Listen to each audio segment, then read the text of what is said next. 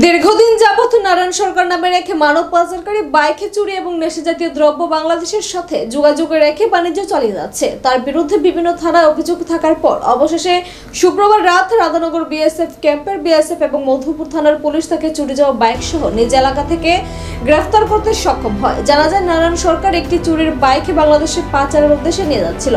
এমন সময় রাধানগর বিএসএফ ক্যাম্পের বিএসএফ এবং মধুপুর থানার পুলিশ যৌথ উদ্যোগে সেই বাইকটিকে আটক করে। পরবর্তী সময়ে নারায়ণ সরকারকে বিএসএফ ক্যাম্পে নিয়ে গেলে গণধুলাইতে বিএসএফ। জানা যায় দীর্ঘদিন যাবত নারায়ণ সরকার বাংলাদেশের সাথে অবৈধ বাণিজ্য চালিয়ে যাচ্ছে। এমনকি রাতের অন্ধকারে বাংলাদেশ থেকে রোহিঙ্গা বাংলাদেশি এপারে পাচার করছে। শুধু তাই নয়, ফেন্সিডিল, এসকাপ, গাঁজা এবং চুরির বাইক ওই পারে পাচার করছে। শেষ পর্যন্ত তার বিরুদ্ধে অনেক খবর প্রকাশিত হয়, কিন্তু পুলিশ তার টিকির নাগাল পায়নি। বিএসএফ এবং পুলিশ তাকে গ্রেফতার করে মধুপুর থানায় নিয়ে আসে। বর্তমানে তাকে জিজ্ঞাসাবাদ চালিয়ে যাচ্ছে। চলুন শুনে নেওয়া যাক মধুপুর থানার ওসির প্রতিক্রিয়া।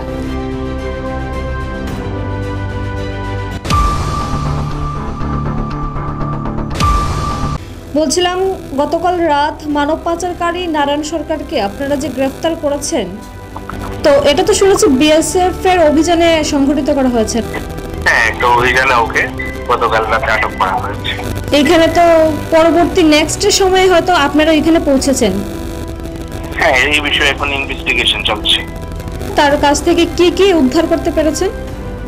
তার কাছ থেকে একটি সাসপেক্টেড মোটর বাইক রিকভার করা গেছে। তো এখনো অলসিপিএস এবং অন্যান্য অ্যাঙ্গেলও আমরা যোগাযোগ করে দেখছি এটা কোথা থেকে কিভাবে আসলো। তো এই বিষয়ে এখন ইনভেস্টিগেশন চলছে আমাদের। আচ্ছা, বিভিন্ন সূত্র মারফত জানা যায় যে ও এর আগেও এই কুকর্মের সাথে জড়িত আছে। হ্যাঁ, তো আপনাদের পরবর্তী পদক্ষেপটা কি? পরবর্তীতে আমরা ইনভেস্টিগেশন করছি।